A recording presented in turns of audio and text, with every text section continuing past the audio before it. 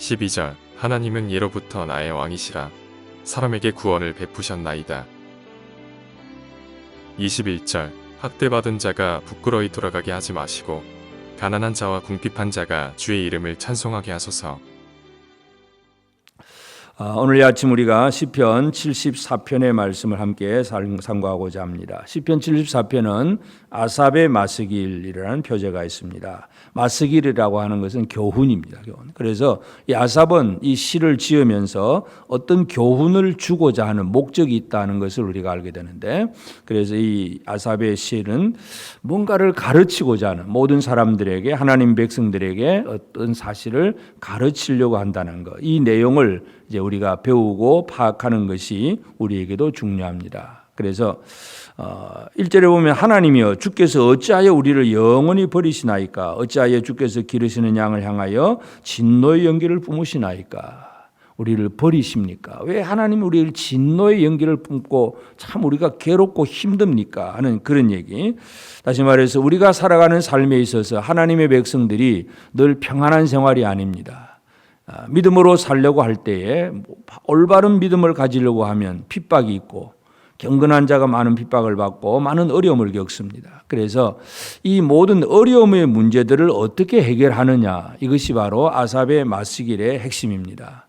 오늘 우리가 살아가는 삶에 있어서 매일 평안한 생활만 사는 사람은 없습니다. 늘 힘들고 어려운 일들이 우리 중에는 있습니다. 그러면 그런 어려운 일들을 어떻게 해결하고 또 그 어려움 속에서 우리가 어떤 힘을 얻어서 나가야 되는가, 이것이 오늘 우리가 이 아삽의 시를 통해서 살펴야 될 그러한 부분이기도 합니다. 그래서 이제 이 하나님의 백성들에게 있어서 힘들고 어려운 문제 중에 제일 힘든 것은 3절에 보면 영구히 파멸된 곳을 향하여 주의 발을 옮겨 놓으소서 원수가 성소에서 모든 악을 행하였나이다. 우리가 개인적인 질병이라든지 또는 어떤 경제적인 문제 이런 것들도 우리가 힘들 수도 있습니다. 그러나 하나님의 백성들에게 있어서 제일 힘든 문제는 이 성소, 원수들이 성소에서 모든 악을 행하였나이다. 이 영적인 부분입니다. 그래서 아무리 육신적인 면에서 잘 먹고 평안하고 잘 살아도 영적으로 하나님 앞에 이 성소가 파괴되고 성전이 파괴되었다는 얘기는 하나님을 섬기는 예배가 무너지는 것이고 하나님과의 그 모든 영적인 삶을 풍성하게 누리지 못하는 그런 상황이 되었다는 것입니다. 그래서 4절에 주의 대적이 주의 회중 가운데서 떠들며 자기들의 깃발을 세워 표적으로 삼았다. 이 대적들이 보니까 회중 가운데서 떠들며 아주 큰 소리 칩니다. 하나님의 백성들이 기쁨으로 찬양하는 소리가 커야 되는데 대적들이 자기들의 소리가 크다는 얘기예요. 하나님의 말씀보다도 인간의 소리, 대적의 소리가 더 큰 소리치는 그런 시대가 되었고, 그래서 5절에도 그들은 마치 도끼를 들어 삼림을 베는 사람 같다. 이 나무 저 나무를 그냥 도끼로 찍어 쪼개는 사람처럼 성소를 파괴합니다. 6절 이제 그들이 도끼와 철대로 성소의 모든 조각품을 쳐서 부수고 주의 성소를 불사르며 주의 이름이 계신 곳을 더럽혀 땅에 엎었나이다. 그래서 이 하나님의 백성들에게 있어서 제일 힘들고 어려운 문제는 바로 하나님의 성소가 파괴된다는 것. 내가 하나님 앞에 예배하는 자리, 하나님 앞에 기도하는 자리, 하나님 앞에 제물을 드리는 이 자리가 파괴된다는 것, 결국 사탄이 노리는 것이 바로 이것입니다. 예배를 무너뜨리고 하나님을 섬기고 찬양하는 이 믿음의 생활, 영적인 삶을 무너뜨리는 것이 바로 우리의 원수와 우리 대적이라고 하는 것. 8절에도 그들이 마음속으로 이르기를 우리가 그들을 진멸하자 하고 이 땅에 있는 하나님의 모든 회당을 불살랐나이다. 이 대적은 하나님의 백성들을 진멸시키는 것이 그들의 목적입니다. 사탄은 지금도 하나님의 백성들을 진멸시키는 것이 사탄의 목적입니다. 이러한 목적 속에서 그들의 많은 이런 어려운 일들이 우리에게는 다가오고 있다는 것, 이 아삽의 시는 바로 그 얘기를 하고 있습니다. 그래서 이러한 여러 가지 힘들고 어려운 문제인데, 그런데 이제 문제는 9절에 보면 우리의 표적은 보이지 아니하며 선지자도 더 이상 없으며 이런 일이 얼마나 오래는지 우리 중에 아는 자도 없나이다. 우리가 하나님 앞에 괴로움을 당하면서 하나님이 왜 이렇습니까? 언제까지입니까? 물어봐도 그것이 응답이 없다는 얘기입니다. 이게 괴로움입니다.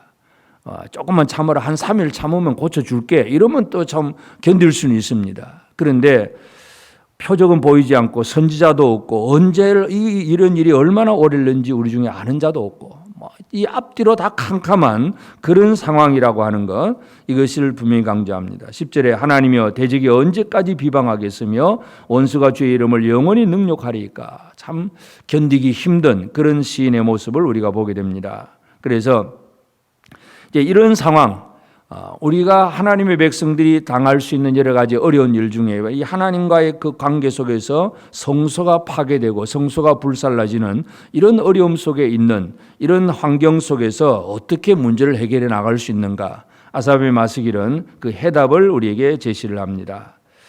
그래서 이러한 상황 속에서 이제 12절, 하나님은 예로부터 나의 왕이시라 사람에게 구원을 베푸셨나이다. 우리가 모든 상황이 힘들고 어려워도 해야 될 일이 뭐냐? 이 시인이 하는 것은 첫째는 하나님을 묵상하는 것. 하나님이 누구신가를 다시 한번 깨닫는 것. 그래서 고백이 뭡니까? 하나님은 예로부터 나의 왕이시다. 하나님이 나의 왕이다. 이것을 깨닫는 것이 이제 문제 해결의 실마리입니다. 하나님은 어떤 왕으로서 어떻게 하셨느냐? 사람에게 구원을 베푸셨나이다. 그래서 그 구원을 베푸셨다는 것, 이제 이 구원을 베푸신 것을 바로 이스라엘을 애굽에서 이끌어내신 하나님의 그 구원을 노래하고 있습니다. 주의 능력으로 바다를 나누시고 홍해 바다를 갈라서 이스라엘 백성들을 바다를 건너게 하시고 물 가운데 용들의 머리를 깨뜨리셨으며 뒤따르게 추격하던 애굽의 군대는 다시 그 물이 합해서 이 애굽의 군대는 물 속에서 다 몰살시키신 하나님, 리워야단의 머리를 부수시고 그것을 사막에 사는 자에게 음식을 주셨으며, 그러니까 용들, 리워야단 이런 이 표현들은 바로 애굽을 상징을 합니다. 대적들을 상징하는데 바로 그들의 머리를 깨뜨리셨다. 창세기 3장 15절의 원시복음, 첫 번째 복음은 뱀은 여자의 후손의 발꿈치를 상하게 하지만 여자의 후손 예수 그리스도는 원수들의 머리를 상하게 합니다. 그것이 바로 진멸하는 일입니다.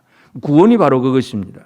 그래서 애굽을 그렇게 치시고 15절 주께서 바위를 쪼개어 큰 물을 내시며, 바위 속에 반석을 쪼개어서 큰 물을 내시는, 그래서 결국은 이 반석이 물론 예수 그리스도를 상징하는 그런 의미이기도 하고 예수 그리스도를 통해서 우리에게 풍성한 생수가 주어진다는 그 의미를 강조하기도 합니다. 그래서 이 모든 구원이 이루어지고 그 다음에 16절 낮도 주의 것 밤도 주의 것 주께서 빛과 해를 마련하셨으며, 또 17절 주께서 땅의 경계를 정하시며 여름과 겨울을 만드셨나이다. 모든 것을 주관하신 이는 하나님이시다.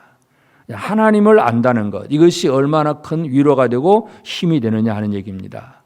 대적들이 아무리 우리에게 힘들고 어려운 일을 문제를 갖다 주어도 하나님을 안다면, 구원의 하나님, 능력의 하나님, 모든 것을 주관하신 이 하나님을 제대로 안다면 우리는 두려움 없이 이 모든 어려움을 이겨나갈 수가 있습니다. 그래서 이제 이 아삽은 이 마스기를 통해서 그 하나님 앞에 할 수 있는 것이 뭡니까? 간구하는 생활, 하나님 앞에 기도하는 생활입니다. 18절 여호와여 이것을 기억하소서, 원수가 주를 비방하며 우매한 백성이 주의 이름을 능욕하였나이다. 첫째는 하나님 앞에 고발하는 기도입니다. 원수를 고발하는 것. 하나님, 저 원수의 악행을 기억하옵소서.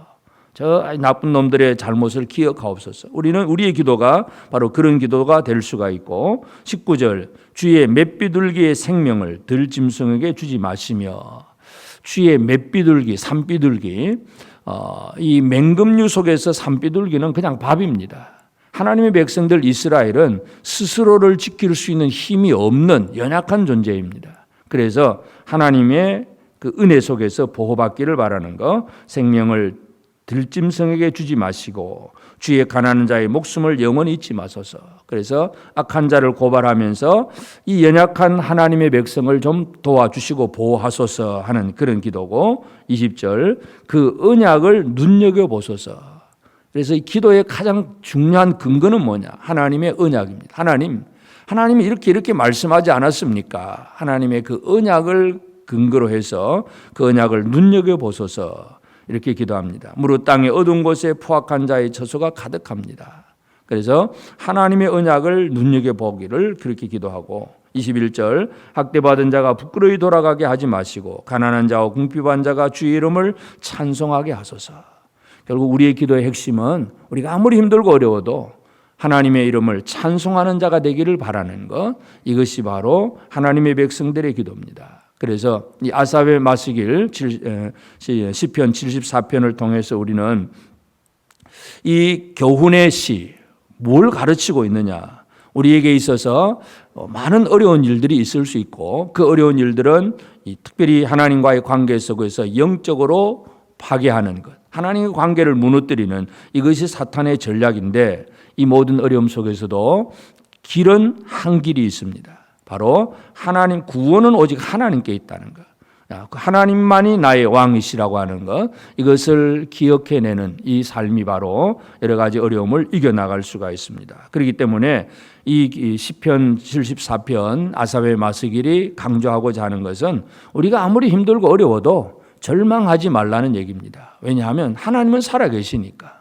아무리 사탄이 우리를 무너뜨리려고 별별 짓을 다 한다고 하더라도 우리가 결코 두려워할 필요가 없다. 하나님이 이스라엘을 애굽에서 이끌어내시고 홍해 바다를 가르시고 반석에서 물을 쪼개시고 모든 것을 다 해주시는 그 은혜를 안다면, 그걸 기억한다면 결코 두려워할 필요가 없다는 얘기입니다. 그래서 세상의 강한 세력들, 용들의 머리, 리워야단, 바로 이 사탄의 머리를 깨부수시는 예수 그리스도가 살아계신다는 것, 이것을 예언적으로 노래하고 있는 그런 시편이기도 합니다. 그래서 오늘 우리도 이 아침 특별히 시편 74편을 우리가 기억을 하면서 이 예언, 이 아삽의 마시길 교훈, 뭘 가르치고 있는가, 이 시를 통해서 우리는 뭘 배워야 하는가 하는 문제입니다. 그래서 우리 앞에도 여러 가지 많이 힘들고 어려운 일들은 얼마든지 있을 수 있습니다. 그러나 그 모든 문제 속에서 염려하고 두려워하고 불안해하고 스트레스 받고 큰일 났다고 절망하고 그냥 어찌할 바를 모르는 이런 삶이 되어서는 안 됩니다. 분명히 여기 보면 선지자도 없고 표적도 보이지도 아니하고 이 고난이 언제까지 갈는지 알 수가 없는 진짜 암울한 상황이지만, 그러나 길은 있습니다. 하나님을 묵상하는 것, 하나님이 어떤 하나님이신가를 제대로 안다면 어떤 상황 속에서도 흔들리지 아니하는 믿음의 생활을 살아갈 수가 있습니다. 오늘 우리 모든 성도들의 삶이 우리 땅에서 아무리 힘들고 참 우리가 이해할 수 없는 많은 고난이 우리에게 다가온다고 할지라도 흔들리지 아니하는 든든한 생활을 살게 되기를 바랍니다. 하나님은 나의 왕이십니다. 모든 구원을 베푸시는 하나님이십니다. 예수 그리스도 구원자를 보내어서 사탄의 머리를 깨부수시는 하나님이십니다. 이 하나님을 신뢰하고 오늘도 날마다 믿음으로 승리하는 생활을 살면서 하나님을 찬송하며 나아가는 복된 우리 모든 성도들이 꼭 되어지기를 주의 이름으로 축복합니다. 함께 기도하겠습니다. 이제 오늘 받은 말씀으로 함께 기도하겠습니다.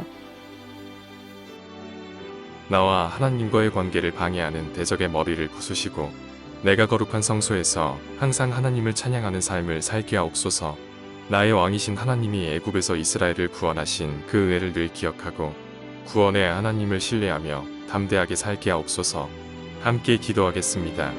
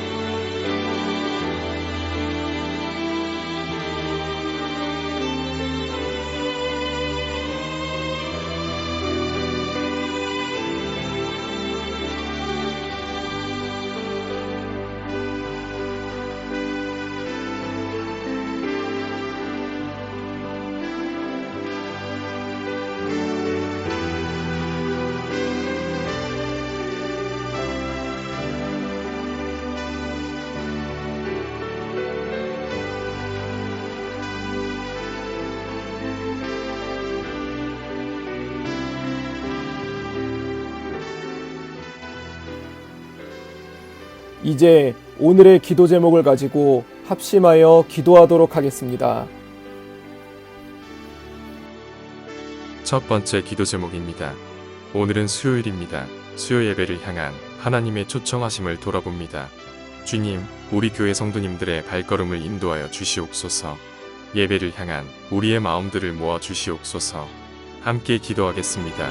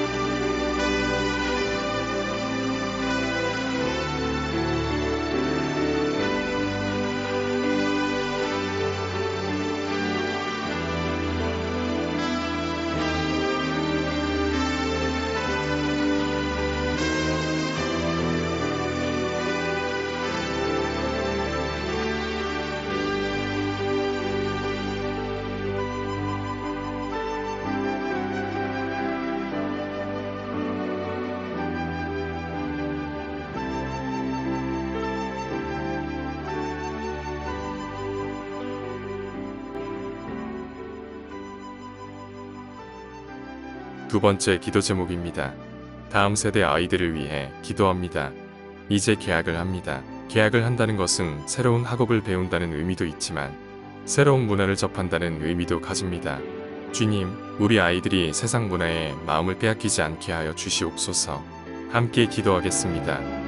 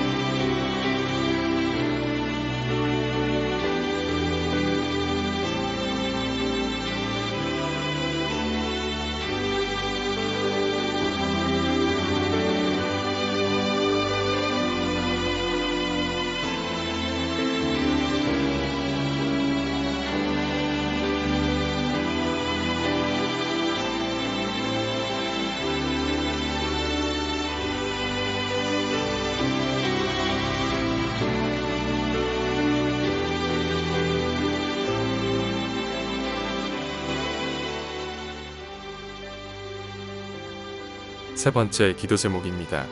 오늘 전도팀이 근방에 나아가 복음을 전합니다. 요즘 교회로 나아오는 영혼들을 바라볼 때 우리 전도팀의 수고와 노고를 보며 하나님께서 축복을 내려주신 것 같은 느낌을 가집니다. 주님, 이 사역에 대한 귀중함을 모든 성도들이 가지게 하시고 멈추어지지 않게 하여 주옵소서. 함께 기도하겠습니다.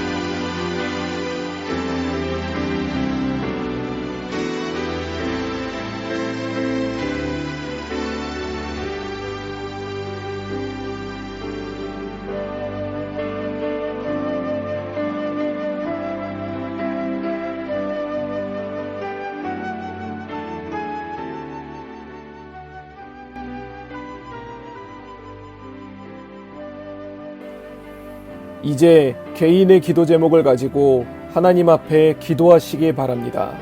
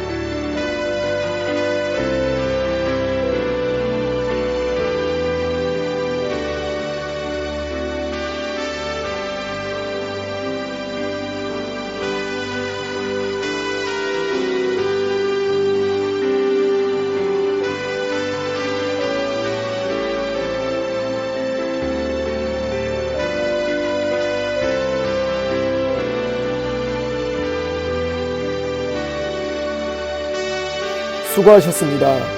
오늘도 하나님의 인도하심 가운데 승리의 하루를 보내시는 우리 재건부평교회 모든 성도님들이 되시기를 주님의 이름으로 축복합니다.